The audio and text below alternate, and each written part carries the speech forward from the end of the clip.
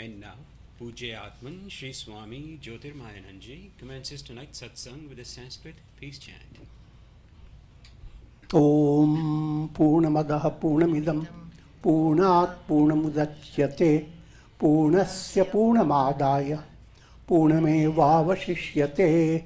Om Shanti Shanti Shanti. We begin with mystic song by Sri Swami Lalitananda, played and sung by Sri Swami Umananda and Rajnish. Our song tonight is called O Holy Mother, Touch Me. And we dedicate this song tonight to Sri Ramgiri and all his loved ones who are here,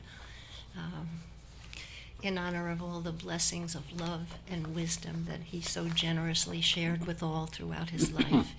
He passed away this week, and the world will always cherish him.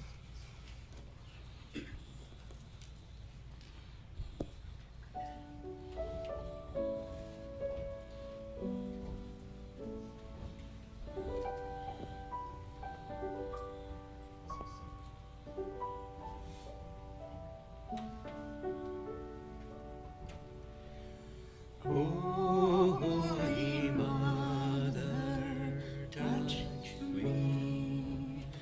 It is of you I dream, riding on a swan with snowy robe, with jasmine flowers on the weena.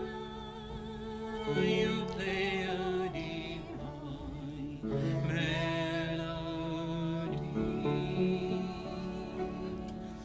Om Saraswati Namaha. Om Saraswati Namaha.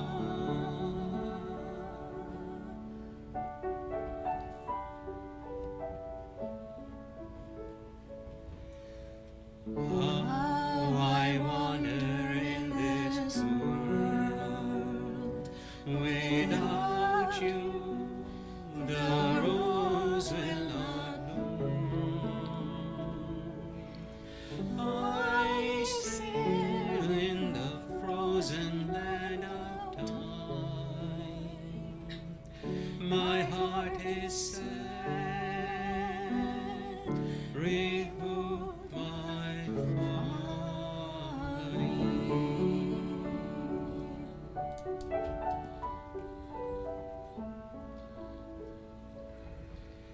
The sun and stars give me no rapture. Why are you ever hidden from my sight? Capture me with your music of wisdom. Oh, let me look into the beauty of your eyes.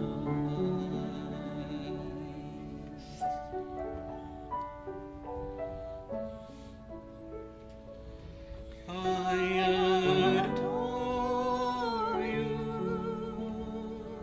oh Mother with shining jewel, the illusion of deserts and conceals you.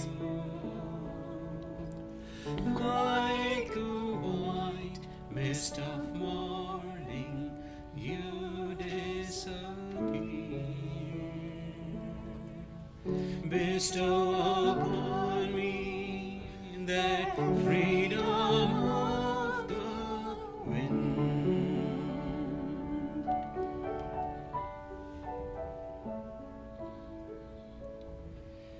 If I could only see your golden smile, let me keep your footprints in my heart. I must shine like a moon in blue skies. Oh, release me with a dewdrop of your grace.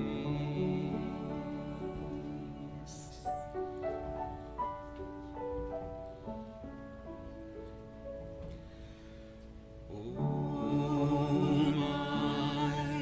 Saraswati Namaha.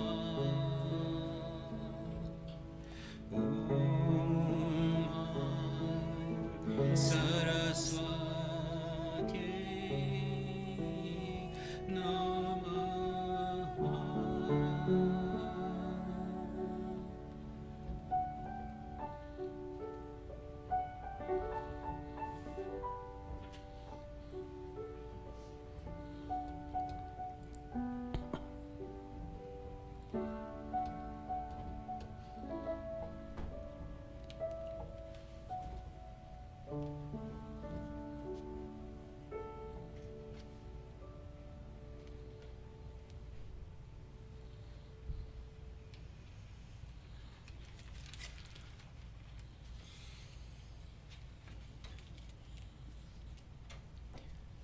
We are recording from the ashram of our revered Guru, Pujyatman Sri Swami Jyotirmayananda in Miami, Florida. Today is July the 1st, 2018, Sunday evening, and tonight Swamiji will be lecturing on Srimad Bhagavad Gita. This is series 2018, class number 7. And now, Pujyatman Sri Swami Jyotirmayananda. Om Vasudeva Sutam Devam Kansa Chanura Mardanam Devaki Paramanandam Krishnam Bande Jagadgurum. Om. Adorations to Lord Krishna, the preceptor of the universe, destroyer of the forces of darkness, bestower of immortality. Srimad Bhagavad Gita, in chapter 2, the chapter is known as Sankhya Yoga, yoga of integral knowledge. And in fact, it presents to you a quintessence of all that is going to be given in the Gita. That's the ancient style, the very early stage of the scripture. You are given a visualization of all the scripture. Also, it follows a practical insight. Sages gave great value to the fact of mortality. If disciples have come together with them, they must give the best first.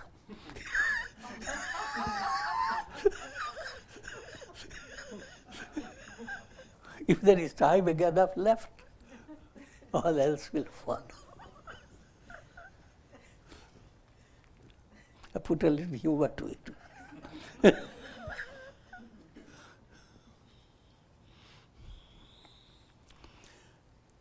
31st verse. Swadharma papi chavekshya na vikampitum arhasi dharmyadhi yuddhachreyo nyat kshatriyasya na vidyate. Further, having understood this to be your Swadharma, you should not waver. There is nothing more blessed for a Kshatriya, Kshatriya means warrior class, than a righteous war. All these are highly allegorical words. First you have to be Kshatriya. Every soul, Kshatriya is a warrior class. If you are reading it just with literal meaning, then you will look up to the warrior class. What are you doing? Read Gita. Fight.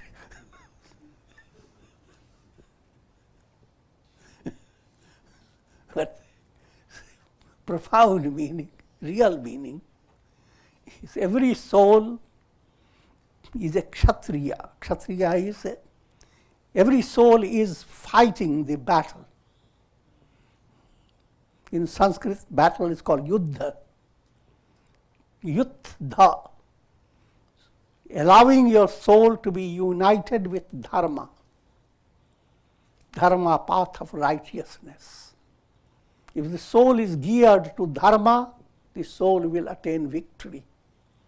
The victory of the soul is a realization. Aham Brahmasmi. I am that. The I am in you is absolute I am. There are countless reflected suns in jars of water. And in each jar, each reflected sun has collected a whole story. The past, present, future. But the reality behind all those reflections, if the soul, reflected sun, has to attain victory, there are two choices. Go into a better part with less difficulties. Improve your incarnations. But that's a poor choice. The real choice, realize who you are. You are the sun. And look at all reflections with that type of feeling, that they are all your brothers, sisters, mother, father, they are all your near and dear ones. So two-aspected movement, realizing God and allowing your personality to waft the fragrance of compassion. That's heart sourcing. But I have suddenly switched to very high level. Let me come down.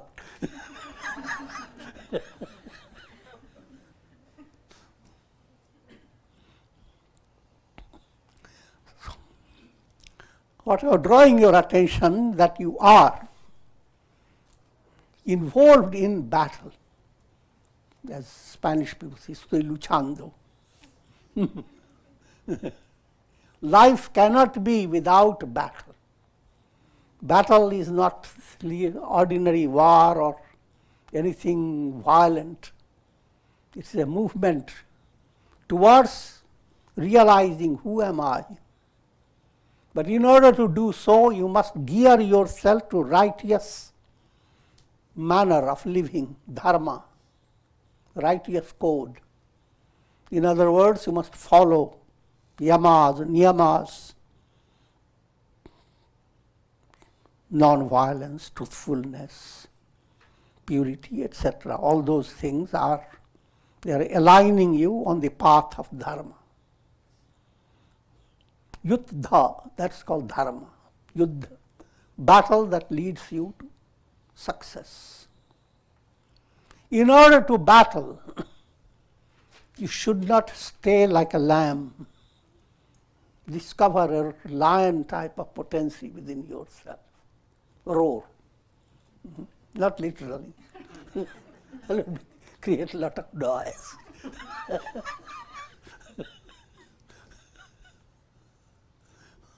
But discover a special source within your heart that fills you with energy and joy and brings to you your understanding of yourself, not in a limited way, but understanding of yourself, even a slight glimpse of that fills you with energy and inspiration.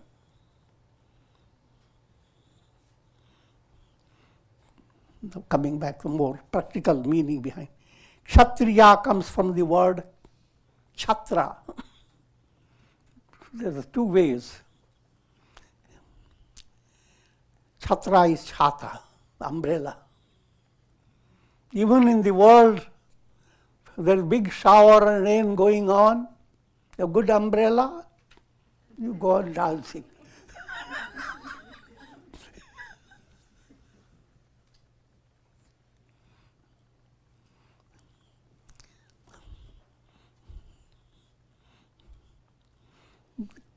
It's a type of, which will become clear soon. The world is always filled with rain of afflictions, miseries. Miseries are of three types: your physical, from your body, mind; miseries coming from the world around you; and miseries by act of God. Protecting yourself from all this, Kshatriya spirit learns the art. Now, what is that art? Turn your attention to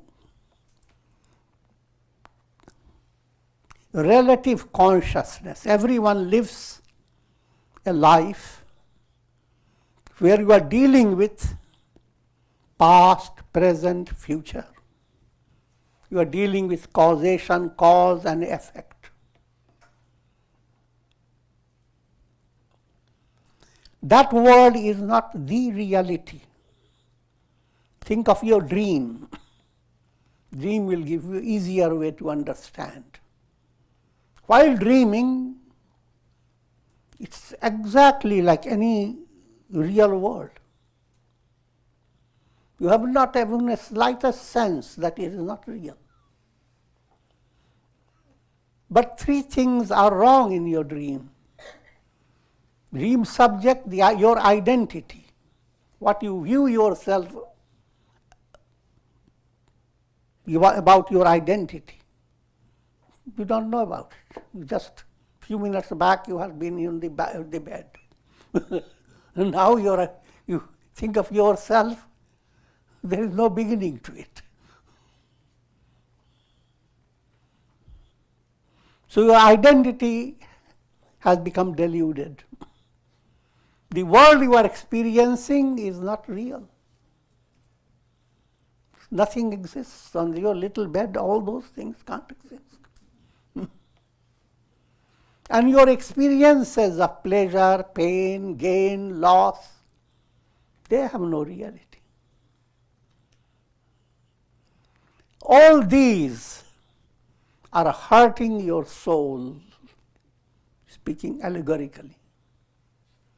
A Kshatriya is one who changes, whose objective, whose purpose of its effort lies in changing these three. About yourself, who am I? Don't take it for granted. Discover who you are. Don't stay with your ego. You are much more than you are thinking about. You think if you get a lot of money, you will be happy. You are more than that. No matter how much money you get, so many people got a lot of money and power and they are all blowing in the wind. So you are not just money based. So improve upon your understanding of yourself. That's one aspect. Kshatriya movement. Who am I? Should I be a miserable person, defeated by the lower self? Or should I be strong? Should I lose self-confidence? Or should I gain self-confidence? That first level of Kshatriya movement. Second, the world around you. Should the world remain a constant source of filling your mind with muck?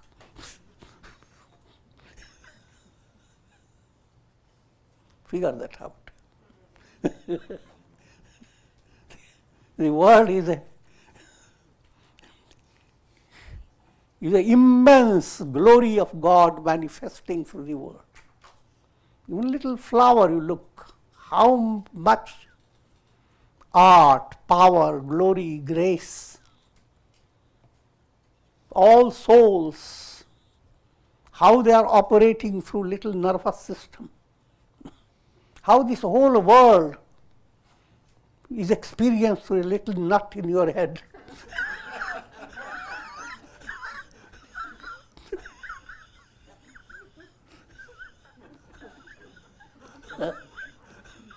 Referring to your brain.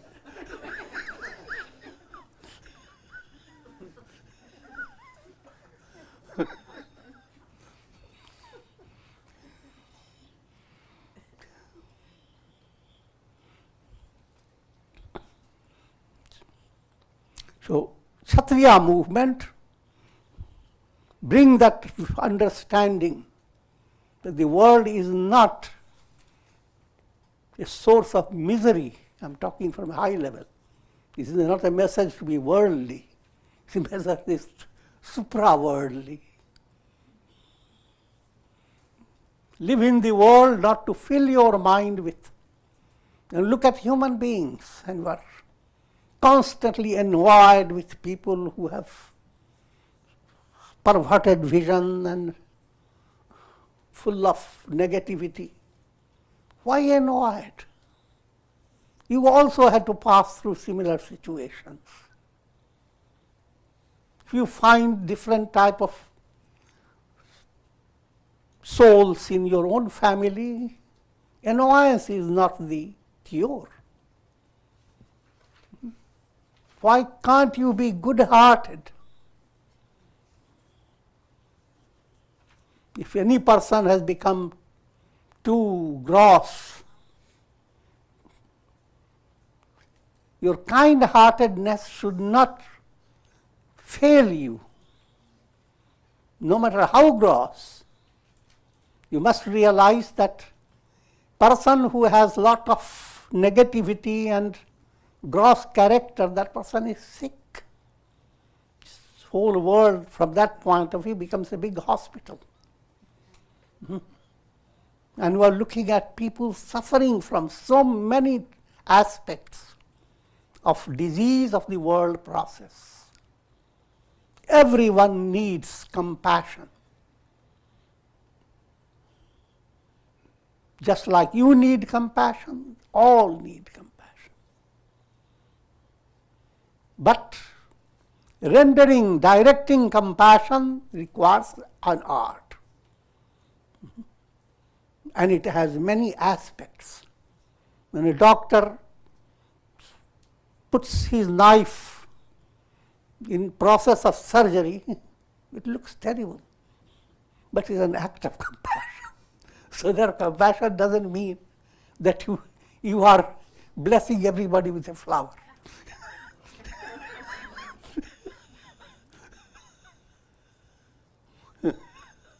Compassion requires different ways of handling your situation, and God has given you different resources within your body, within your mind.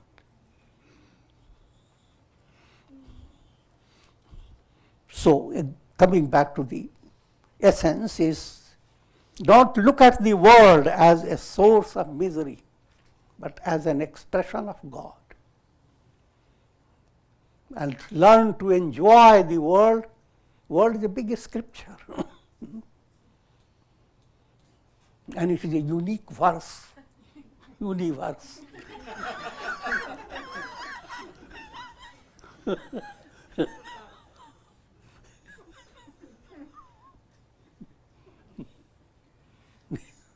Prose writings have only one type of meaning.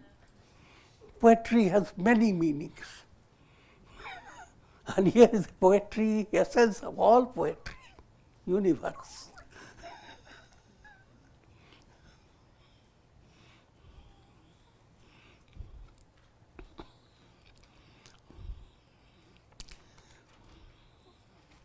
So therefore, turn your attention to the word Kshatriya, that's what I'm explaining. Three things. about yourself, come to understand that you are fashioned in the image of God. And therefore, do not stay condemning yourself. You are thereby insulting God within you. Do not create the relationship with the world in such a way that your mind is constantly battling against things that shouldn't have happened and they have happened.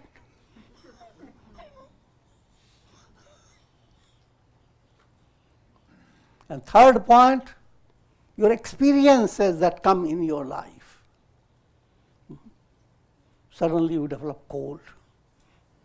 What it implies? Your resistance is low. Learn lesson from it. And therefore do something. Every state of suffering is pointing a finger to something you have to do some correction. So in itself, it is not something like a curse. It is something that is a part of God's plan, that no soul should stay in a state of inertia. And when your body and mindset has done the best in your embodiment, then in God's plan, the soul leaves the embodiment. I'm talking about the general masses. And continues with another embodiment. But the role of Kshatriya is not to wait for another embodiment, but within this embodiment itself, correct your understanding of yourself, of the world, and interacting experiences to such a level that your heart has no more need for coming back into the world. Your heart becomes, it enshrines God. And your existence is no longer there, you blend with God. That's mukti.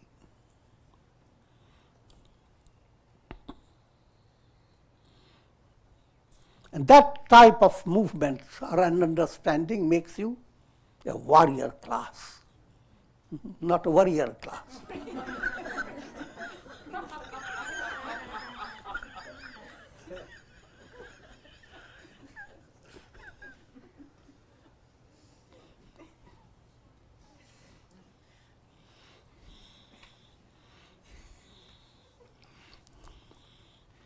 And opportunity for battle,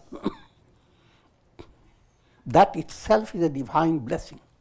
There is nothing more blessed for a Kshatriya than a righteous war.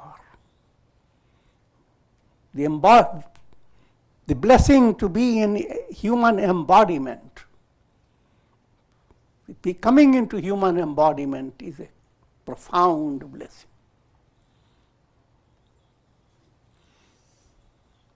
Manushyatvam, mumukshutvam, mahapurush samshraya. 3 points are given as the highest form of blessing for the soul. Soul, if you are a goat, a camel, it's a hard time to attain liberation. I'm just giving a joking way. But that also you should not look down upon them, because sometimes highly advanced soul can appear as an animal just to exhaust certain karma. And its very next embodiment, the soul can be on a very high level. But without taking too much in that distracted manner, to have human embodiment, that in itself is a profound blessing. You have been given a whole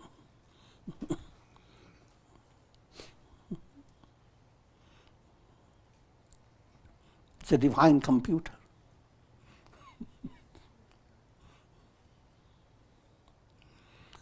Next, Manushyatvam, mumukshutvam.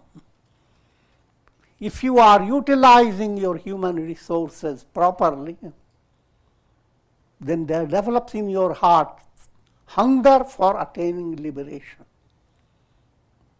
Until then, you are suffering from dyspepsia.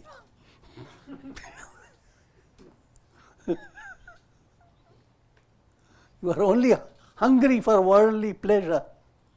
That pleasure never satisfies your hunger. You are thirsty only for worldly enjoyment. That thirst will never be quenched.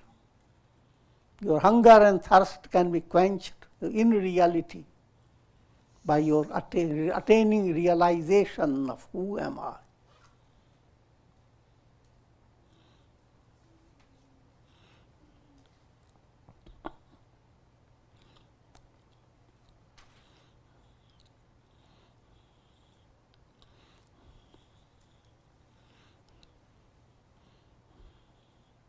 So that's how I'm explaining you the warrior aspect, Kshatriya. And third type of blessing, Manushyatvam, Mumukshutvam. If you have developed that hunger, first you have become embodied as a human being, which you don't have to worry about now.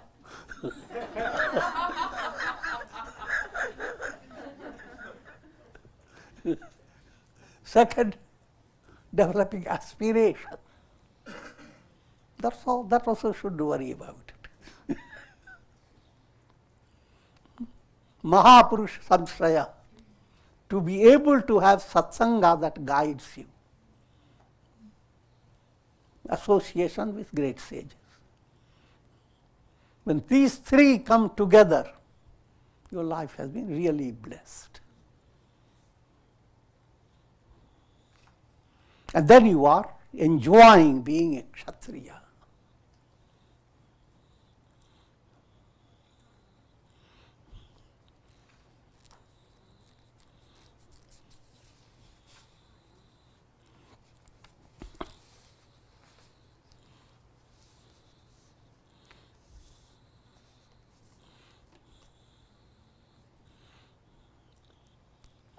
To give you more insight,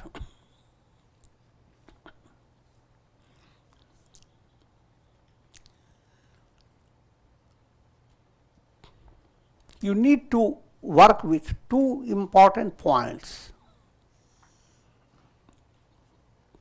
body and soul. By body refers to your three-aspected personality, body, which is physical body, mind, intellect, ego, senses, that's subtle body. Your unconscious is causal body.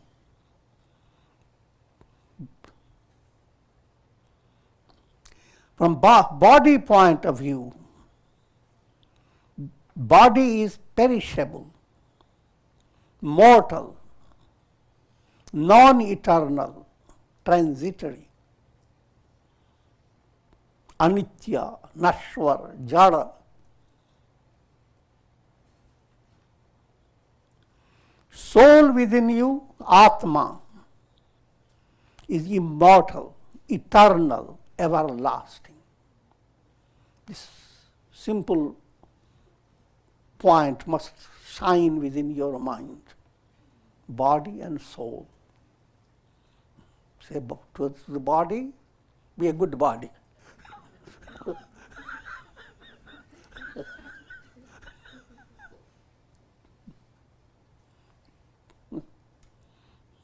And be ready to say goodbye forever.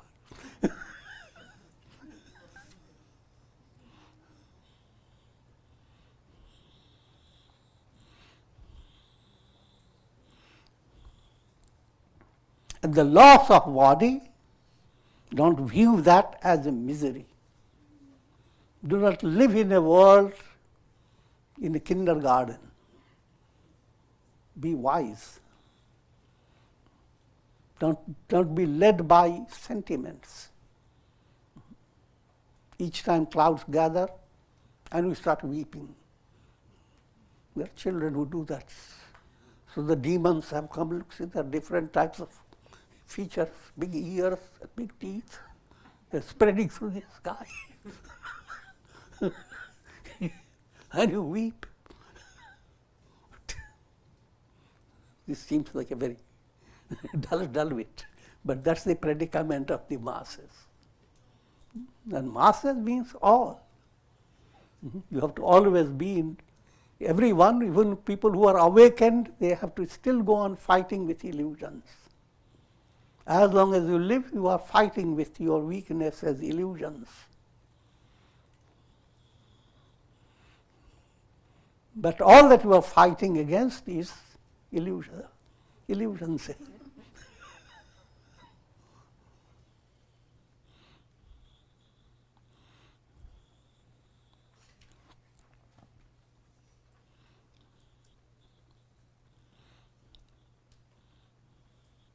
The soul, the glory of the soul. What I was trying to say, that when you, in normal culture, when person departs, people express a lot of sorrow, and that's perfectly normal. But to stay with sorrow, that's not the message of the scripture. If you stay with sorrow, then you are insulting the soul, because the soul is happy. Think of the soul from soul's point of view. Don't be always thinking of from your point of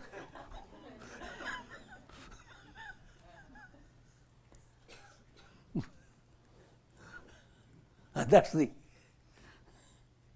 speciality of the masses. When the soul is experiencing great misery, people enjoy it. How? When a baby is born, it cries, it doesn't know what to do. It has a terrible struggle. And all congratulations.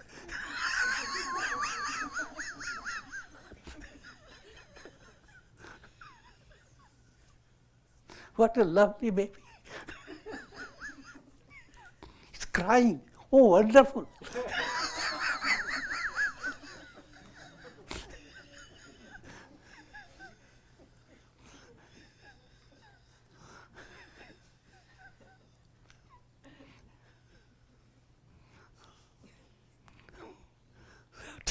Try to open your heart to another aspect. That is, you may enjoy all that, but not ignore the baby is in a state of suffering.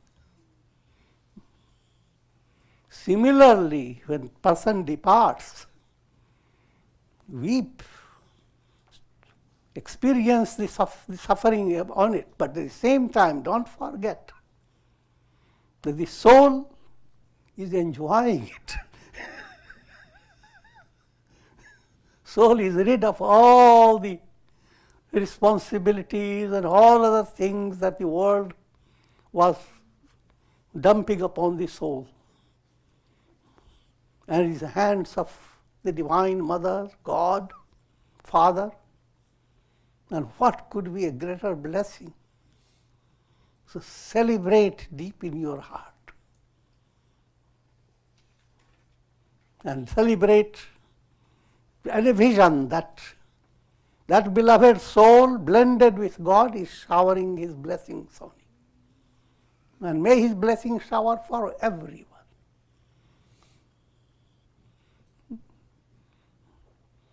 I am including my offerings to Baba Ramgiri.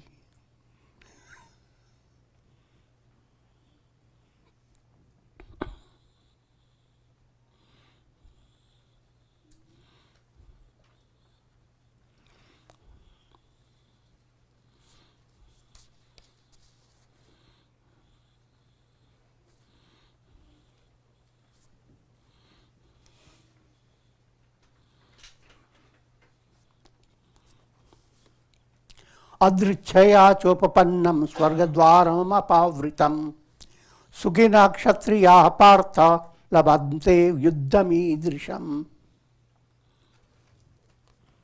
Fortunate are the kshatriyas, O Partha. Partha is Arjuna. Krishna is saying to Arjuna. Fortunate are the kshatriyas. Kshatriyas I have explained to you, the souls in human embodiment, aware of the purpose of life, and therefore active fighting for improving three-directional problem about me, about the way you see the world, and interaction of pleasure and pain.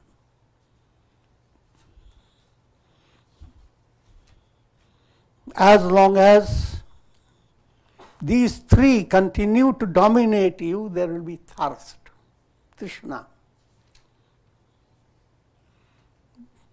Trishna is three eshanas, three urges, three desires. Desire to exist in this world, knowing you can't exist always, let your son exist, let your grandson exist. Always see your line existing. It's called lokeshana, rather called putreshana, allowing the progeny to go on existing. Next point, you want your progeny to not to be in a poor condition. So vitteshana, give a lot of inheritance, big money.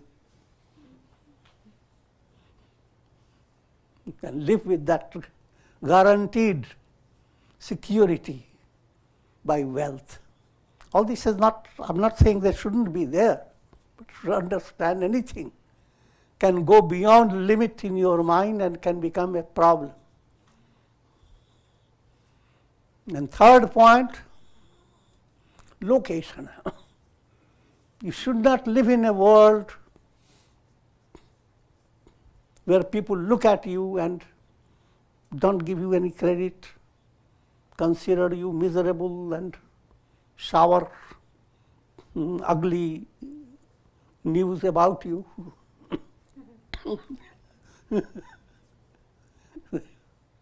Rather you go viral with good message. So these three types of eshanas, human mind works for that, that's called Trishna. Three eshanas, Trishna.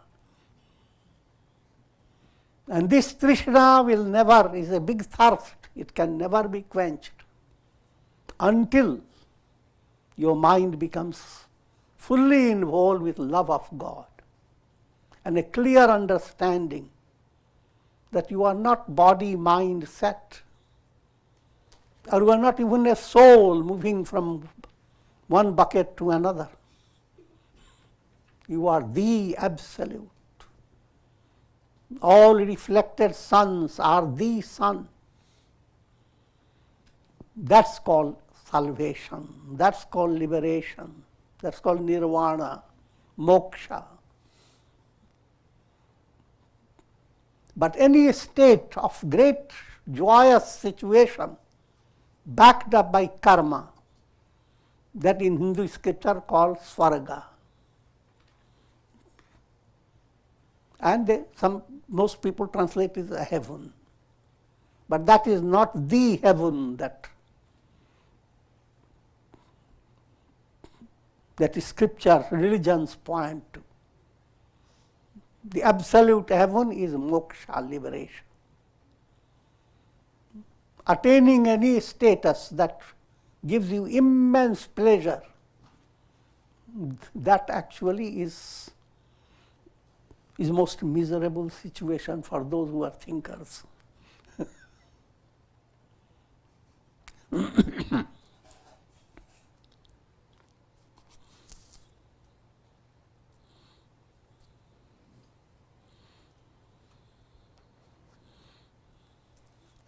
Fortunate are the Kshatriyas, O Partha, who encounter such an opportunity as this great battle which presents itself before you as an open gate to heaven. The ability to do purushartha, self-effort.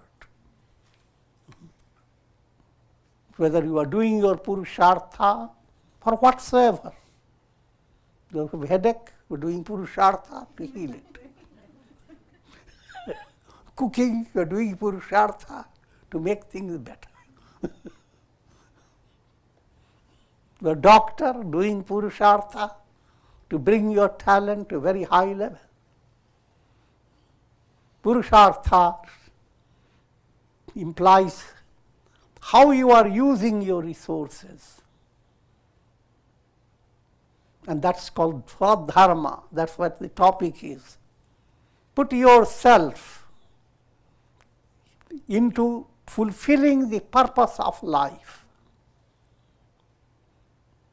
and not keeping the mind in a stress. What should I have to do?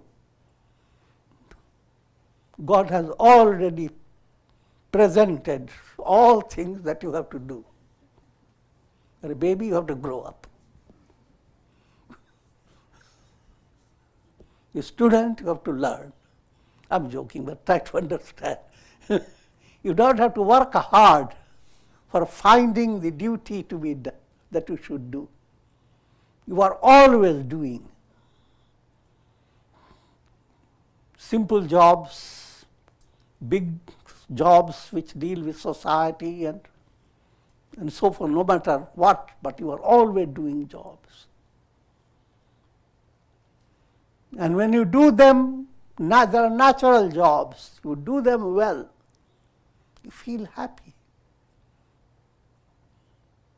The very feeling that you have handled a job in a most perfect way, with quality, precision, and in a short time, it immediately gives you happiness.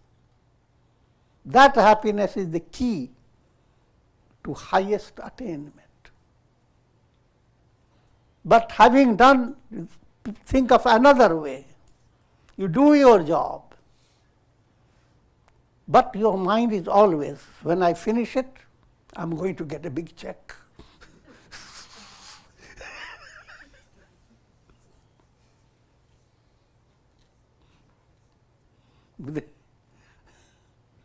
with the expectation of fruit.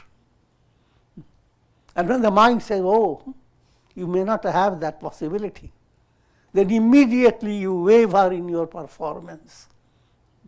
If you are in the kitchen, you put more salt.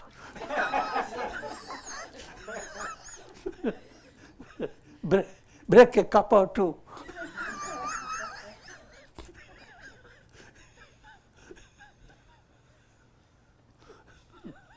I'll give minute details about Swadharma, Paradharma. The moment a stress comes in your mind, you are moving away from Swadharma, you are doing something that is not helpful to you.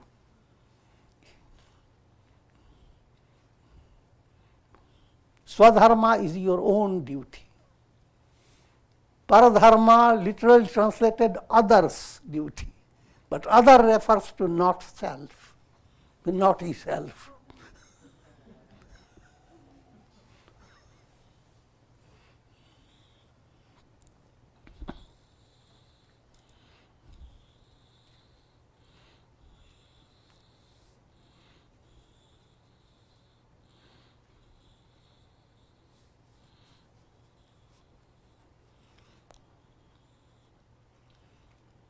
अथ चत्वमिमं धर्म्यं संग्रामं न करिष्यसि ततः स्वधर्मं कीर्तिं च हित्वा पापमवाप्स्यसि. On the other hand, if you do not fight this righteous battle, you will be deprived of both your Swadharma and your fame, and thus incur sin. Fighting the battle, I have explained, Yuddha, as a Kshatriya warrior, not warrior. if you are developing those qualities, then God will draw you to your Swadharma. Everything you handle, a Swadharma spirit will enter.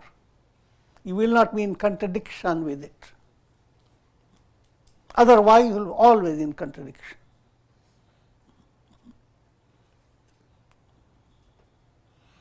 Why have they given me this task? I should have been given another task. Why God has put me into the farming land, working under the sun. How wonderful to stay in a nice office. And the one who is in the office says, why should I be so miserable, caught up in the office?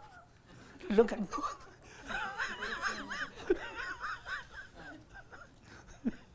They are enjoying it.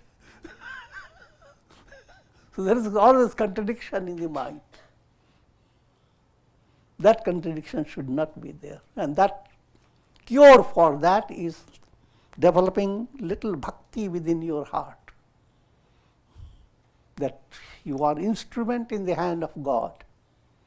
And all situations have been fashioned by God's will. Let me do the best. Not for fulfilling my desires, because my desires are limited. A child's desire of how to be happy is limited to toys. So the child has to surrender to mother's will with joy. If you develop that spirit, that's called karma yoga.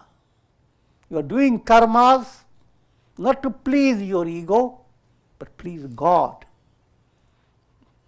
And thereby you are actually using a fox spirit. You are outfoxing the world of Maya.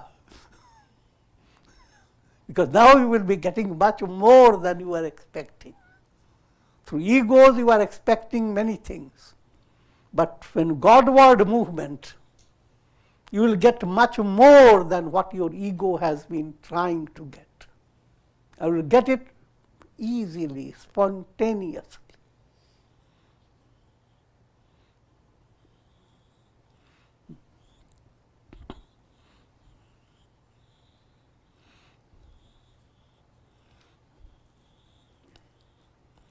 It is important to understand, therefore, Swadharma, Paradharma.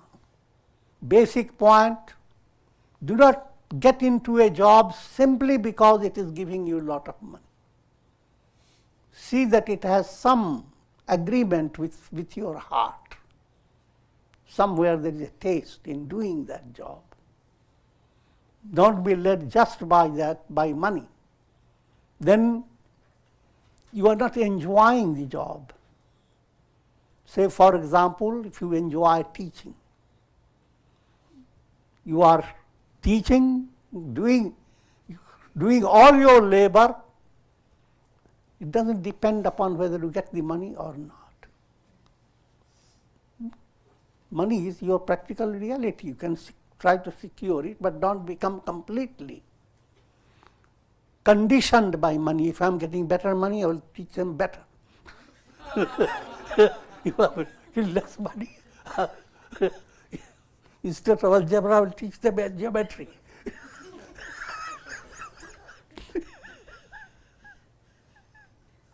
I'm joking, but try to understand. So the very work you do invigorates you. That's called Swadharma. Paradharma, the work you do makes you tired. And always looking for when will I retire.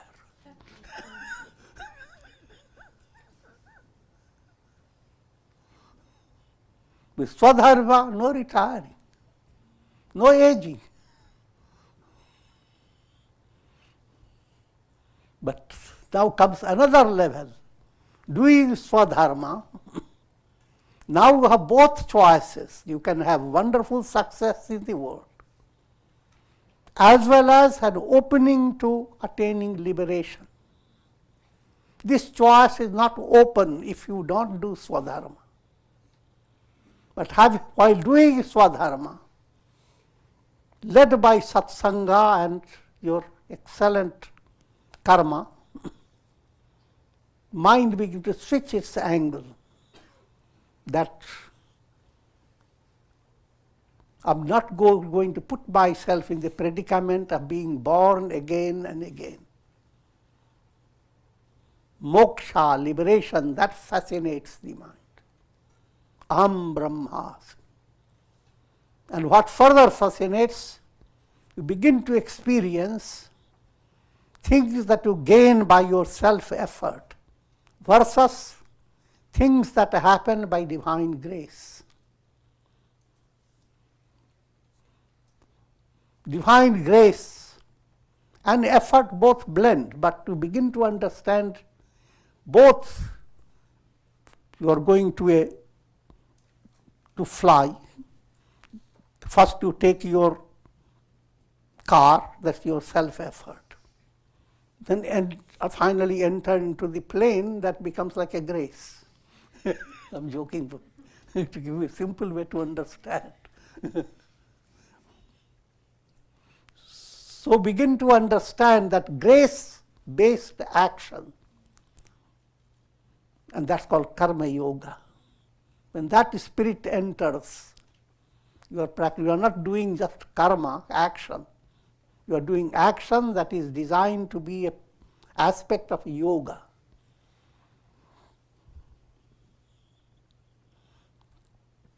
In simple terms, it's called sakamya and niskamya. Swadharma puts you into a stage of making a choice. Continue doing your job to fulfill your all aspirations and desires, or continue to do your job as offering to God and be brought closer and closer to God's will. And the immense value of that you cannot imagine.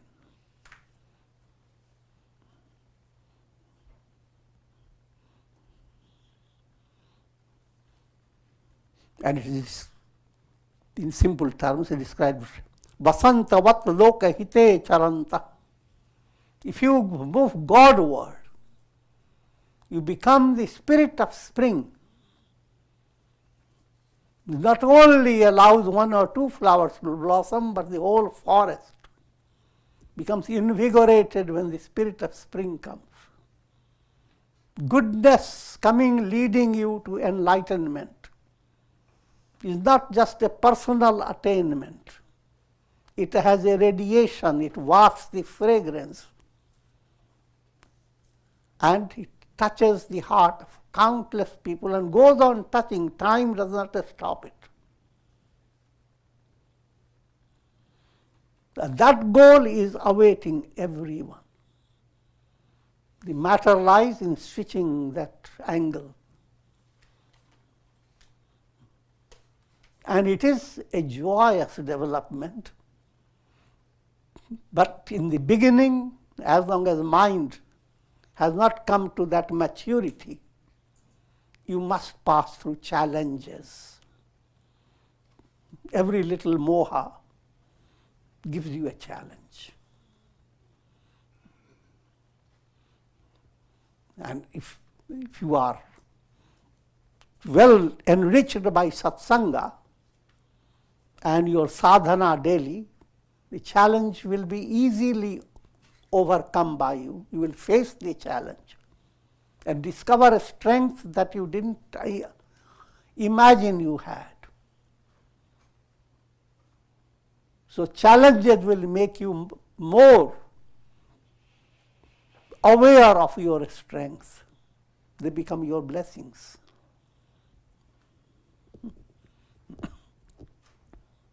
All Durgas become the blessings of Durga Devi. Durgas are obstacles, challenges. Realize that will be the blessings. invigorated you to climb heights beyond your imagination. And with this I'm going to conclude. Om Purnamadah Purnamidam Purnat Purnamudachyate Purnasya Purnamadaya Purnamevavashishyate. Om Shanti Shanti Shanti. Hari Om.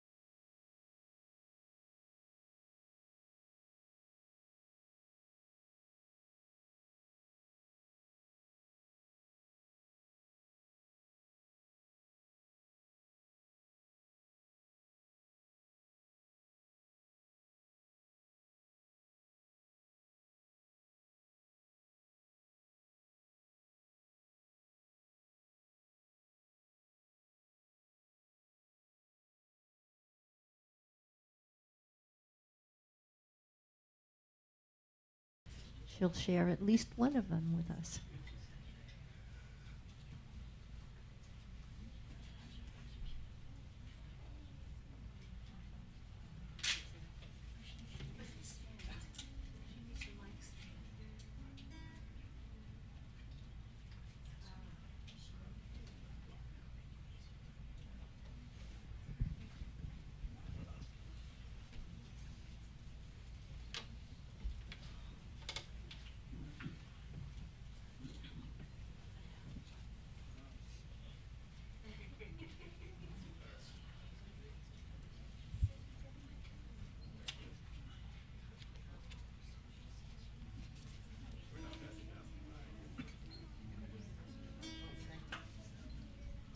Don't pick up a single thought.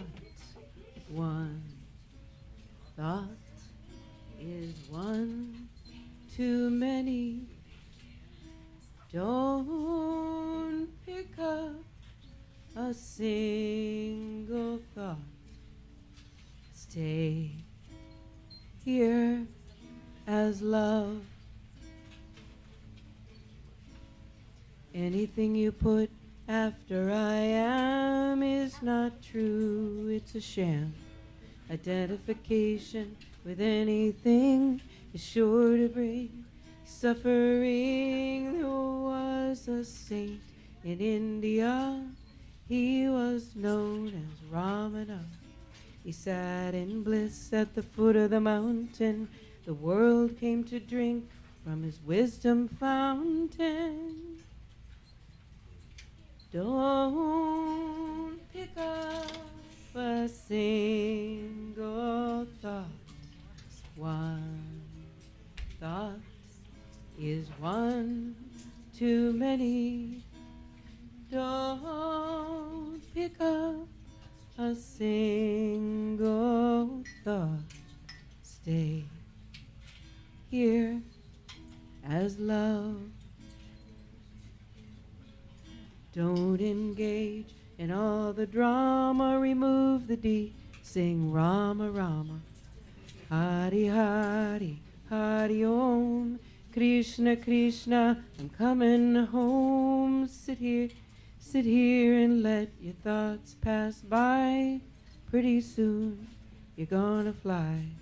Your heart is bursting at the seams. You're waking up from the dream. Don't pick up a single thought. One thought is one too many. Don't pick up a single thought. Stay here as love.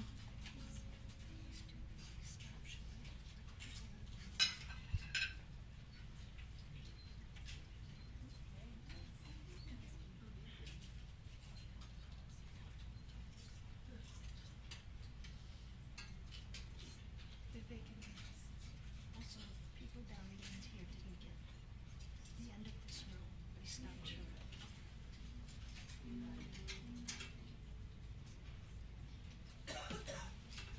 Or just one?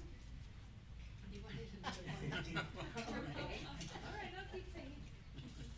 You guys, one more song.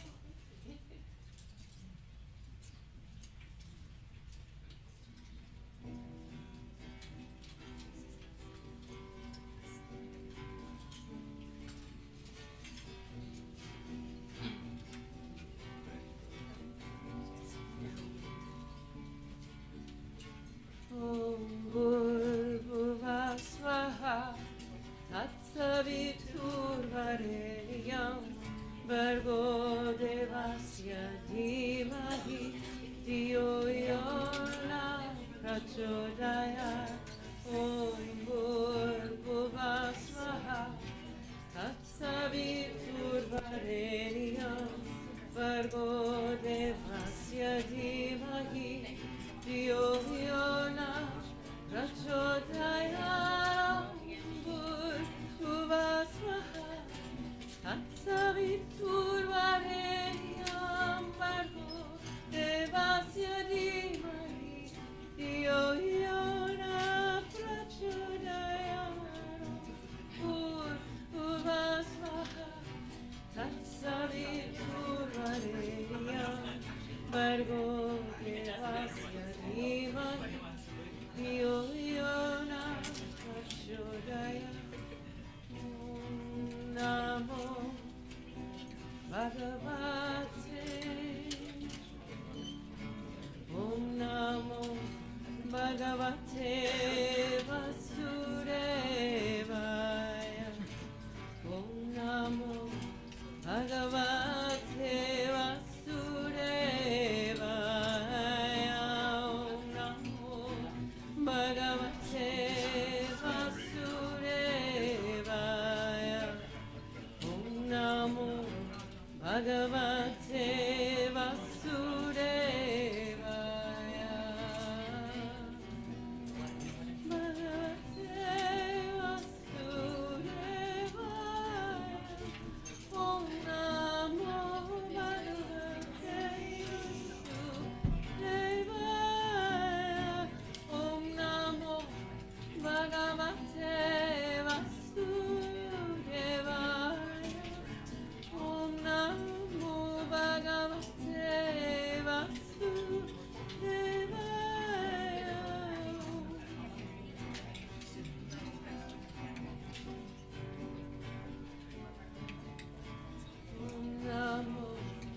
Bhagavate Vasudevaya. Om Namo Bhagavate Vasudevaya. Om Namo Bhagavate Vasudevaya. Om Namo Bhagavate Vasudevaya.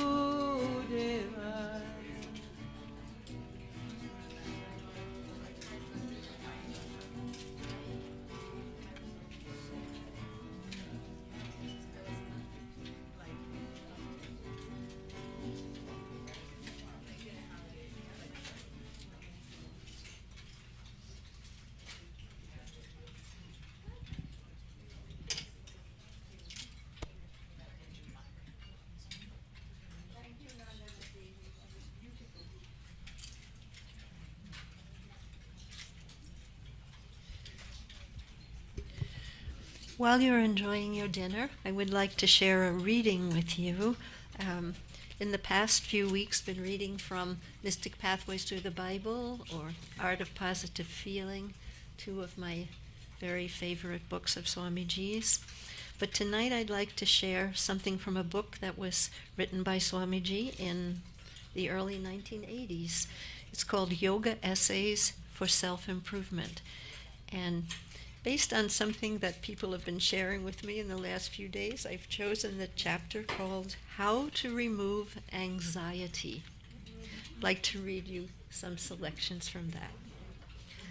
Anxiety is a disease of the mind. It is like a worm that eats into vitals of one's personality. Suppose a person were to slap his own face with his right hand and then soothe his face with his left. So it is with anxiety. On one side, the mind develops an expectation, a desire for something to happen. But then on the other side, it contradicts and opposes itself and develops a sense of fear and insecurity. In this way, anxiety creates a tremendous sense of turmoil. When will is weak and insight poor, the whole mind gradually becomes cloudy. It becomes perplexed and begins to feel steeped in sadness and grief. Anxiety, worry, and grief go together. In yoga, you learn the art of surrendering to the divine self, allowing the mind to become free of all egoistic problems, if just for a short time. This is a wonderful skill that must be keenly promoted by an aspirant. Each time, however, you try to relax your mind, you find that it has secretly clung to some little problem or nagging thought. It is much like a child who has been asked to go to bed but has secretly stolen a lollipop, stealthily putting it under his blanket and enthusiastically eating away. Everyone thinks he is sleeping, however, he is so busy. So too, when you ask yourself to keep the mind quiet, you will then suddenly realize that the mind has secretly clung to some little problem or some nagging thought, and it continues to harp on it. Whether you succeed at first or not, the effort towards success must be maintained day by day. The worrying habit has developed due to ignorance, and if you observe nature, you will realize that it is peculiar only to man, the most evolved animal. It does not belong to any other. Animals do not sit down and worry. Human beings have developed that worrying habit, that habit which shuts out the possibility of a human being becoming divine. There is a parable about a great and powerful king in the 17th century, Shivaji. At that time, the Mohammedans were hostile to the Hindu religion. Fighting the Mohammedans, Shivaji preserved the Hindu race and religion from the attacks and onslaughts. At the outset of his rule, Shivaji began to worry, so much so that he became emaciated and sickly. One day his guru, a great saint, asked what was the matter. As a fighter and a warrior, you were so relaxed, but now since you have become king, you are so worried. The king explained that his subjects were suffering and did not have all the requirements of life. As an ideal king, it was his duty to help them. But this subjected him to immense worry, which was consuming him. One day his guru took him to a mountainside and asked him to break a little rock. He did so, and a frog emerged.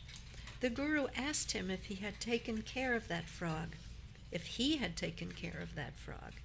or if he knew anyone else who had cared for it, hidden as it was inside the rock. Who maintains that order? What presents its food and looks after the realities of that frog? Don't you think that a majestic being is looking after the realities and problems of your subjects also? Why do you carry all the problems on your head? Don't you realize there is a divine plan behind things? The king understood the message. Although you need to do your duties, you should not allow your mind to become filled with worry and anxiety.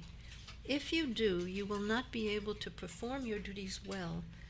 There must be an overpowering understanding that the world is not your project, but a divine project, and you need only to perform your role with the utmost sincerity that you command. The rest must be left in the hands of God. Mind must be free. When a swan wants to fly, it simply flutters its wings, throwing off every drop of water, and then soars high. So too, although you are swimming in the lake of the world, you must have the ability to flutter your wings, throw off all worldly problems and cares, and then fly beyond the world. If you do that just once a day, you will enjoy it immensely, for you are not just swimming, but soaring beyond the lake of the world process. An illustration is given of an ideal devotee. Once in the heavenly world, the gods began to gossip about the moral world. The subject of their gossip was the question of who was the best devotee. They talked of many devotees they knew, but Brahma, the creator, said that there was a farmer who, though not so well known, was the best devotee of the Lord. Narada became upset, saying the farmer could not be the best devotee, for he had never seen him perform any religious practice. Because Brahma's words could not be false, Narada went after the farmer like a detective to determine just how he was the best devotee. Narada pursued him from morning till night, and saw that for the whole day he did nothing but talk to his oxen, plow the fields, and tend to his many duties. However, every night he did one thing more just before going to sleep. He gave a big sigh of relief, saying, "Hey Ram," and went off into a deep sleep. And it was because of this he was recognized as the best devotee. In a moment, he was able to throw off all his cares of the world. People find this hard to do, even with all their mantra repetition and all their meditation. The message is not to stop repeating your mantra or start sighing like the farmer. The farmer's personality was so integrated that he was deeply absorbed in his duty. Then, at the end of the day, he was able to throw off all his mental cares. If you can do that, within a moment, you can face the eternal principle in your personality, the divine self.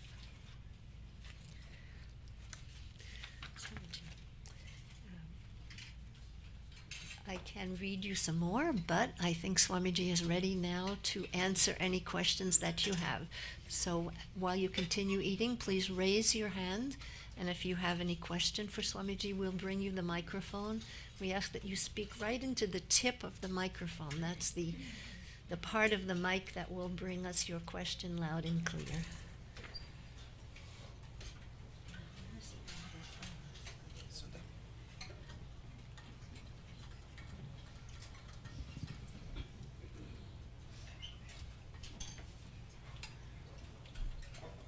So please raise your hand if you have any question.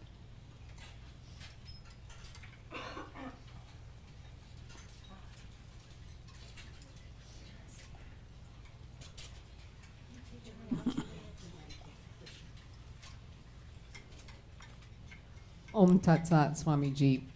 I have a friend who thinks that he has missed his opportunities to change and there's no more left for him and that's it. He's not coming back. How do you respond to that? Do you just let him go through that? Or is there anything valid about what he's saying? First point you have to understand, we are not responsible for how does a person, how will he react. Your Swadharma is only to find your opportunity, how can you inspire him. And in that level area, no matter how desperate he himself is, you should not be in accord with it.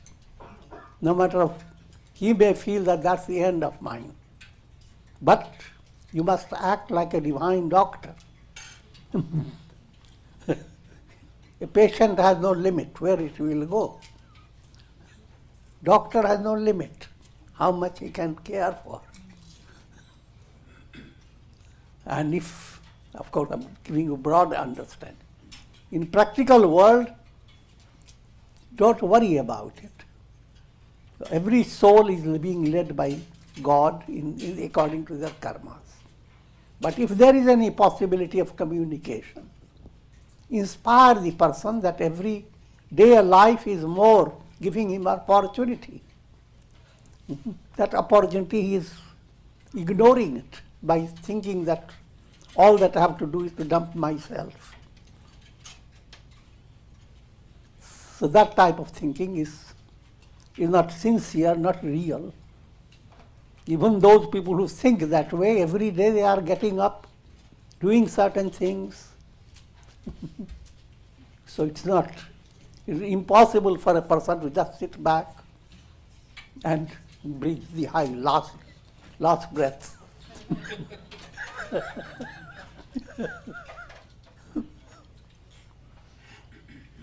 And there have been people who have come to great despair and then they have been awakened from that. So all possibilities are there in divine hand. Thank you.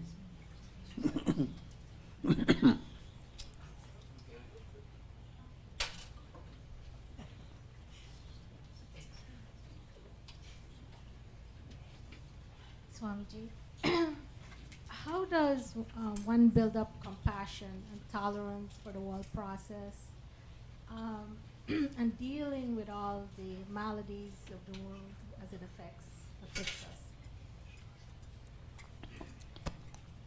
By coming to Satsanga.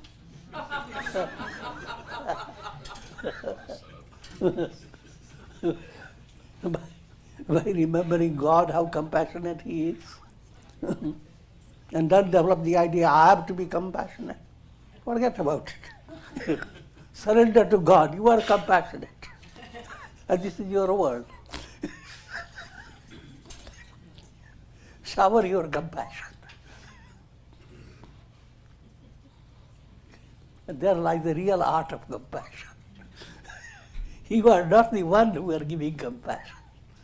You are becoming a channel of God. Otherwise, even that idea, I am so compassionate, it becomes ego. Ego-based.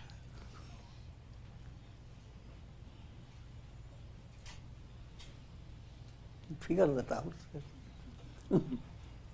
Another point, if you are very dealing with it with practical reality, the world is not in your hand.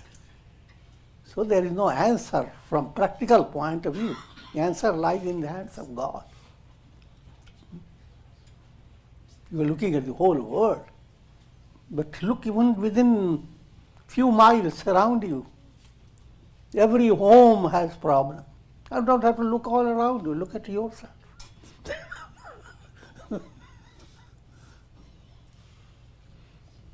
Swamiji, Yeah. I have part B to Libby's question. What do you do when you have a child of yours, which is a young adult, who's in despair, and you're the mother, and you're trying to guide that young adult, and the mother's, of course, tied into that child's emotions because they're borderline, meaning I may not stay in this earthly plane. From a broad point of view, let me give you 3 points. When you come to that type of situation, first point, find an opportunity to talk to the person, talk to your son. Always keep a window open where your son can be in tune with you and you give good advice. Second point, whatever you are telling your son, practice it. Display a kind of personality that gives an example. So even though you are not talking to the son, he sees you, how you face your challenges. And he can't ignore that. He may not recognize it, but he is influenced by it. In other words, if you are doing your prayers and creating a peaceful environment, chanting mantras or whatever, your way,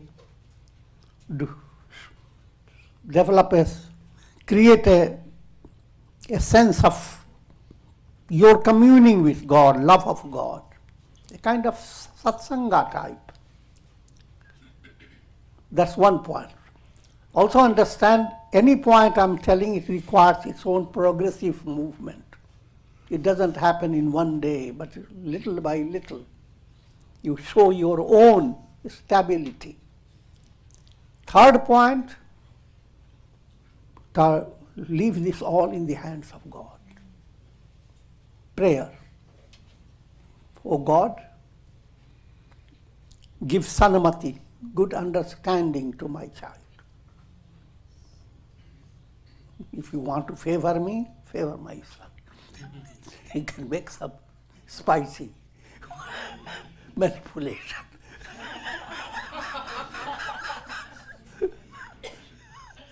Thank you.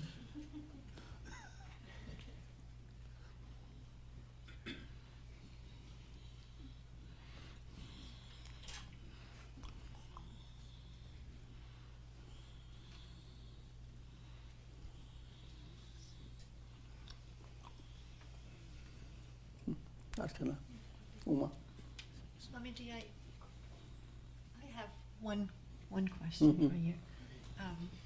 You touched on this in the lecture, but it comes up a lot in conversations amongst disciples. A misunderstanding of what Swadharma is. The idea that Swadharma is something that makes you happy and feels spontaneously easy to you. Can you clarify a little bit more that what bothers? No, that's not correct. Swadharma, first point, you have not worked hard for choosing that karma. It's like you go to a river. To which stage of the river will you be taking your plunge in? You don't have to worry about it, the river is flowing. Karmic process flows in every personality. So, first point is, it's sahaj. You didn't work for it with stress. Duty presented itself to you. That's next point. It will not suddenly make you happy, but if you don't do it, unhappiness is secure.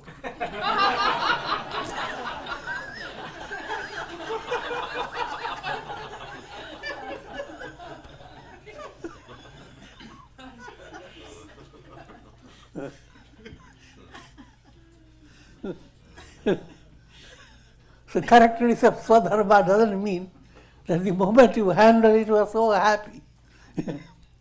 But now you have the basis to turn it into your real Swadharma. Swadharma that begins to, just like food comes before you, it doesn't nourish you until you chew it. And you have weak teeth, it gives you pain.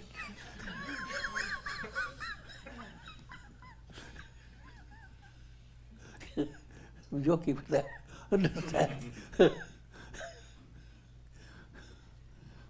Handling your responsibility itself is kind of a little challenge. But if you live a life not allowing tamas, inertia to develop in you, then you consider it is an opportunity. Is something there that is going to keep you busy instead of your beating the pillow.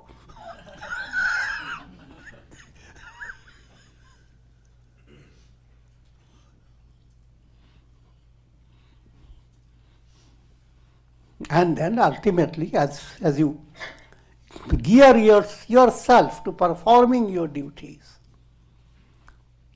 you begin to discover there is the time spent in doing your duty well has kept your mind away from so many problems and troubles.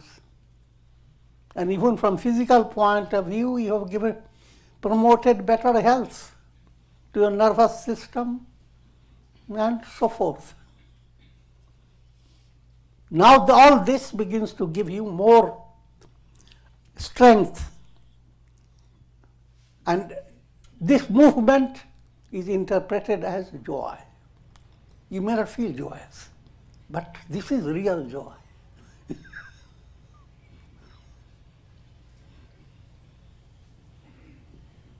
Thank you.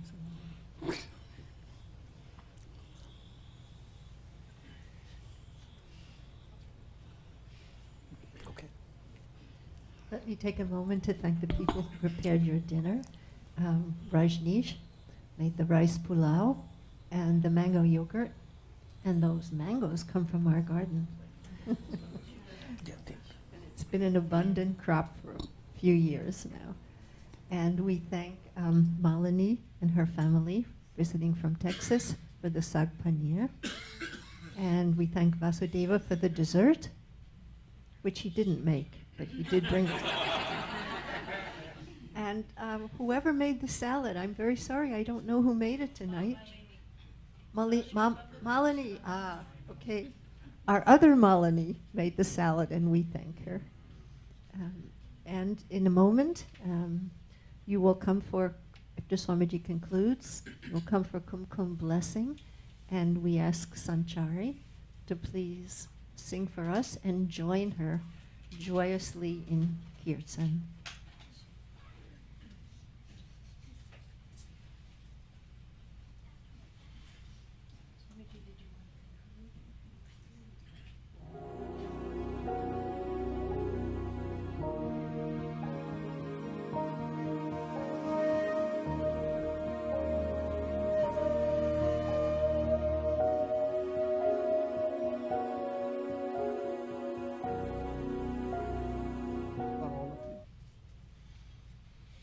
And we repeat the special prayer for Baba Ramgiri.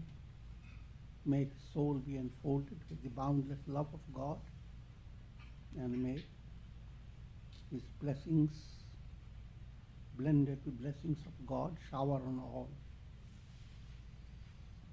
Om Triambakam Yajamahe Sugandhim Pushivardhanam Urvarukmubandhanam Mrityormukhyamamritat Sarve Bhavantu Sukhina Sarve Santu Niramaya Sarve Bhadrani Pashyantu Ma Kashid Dukhabhag Bhaved Asato Ma Sadgamaya Tamso Ma Jyotirgamaya Mrityorma Mritam Gamaya Purnamadaha Purnamidam Purnat Purnamudachyate Purnasya Purnamadaya Purnameva Vashishyate Om Shanti Shanti Shanti Om Hari Om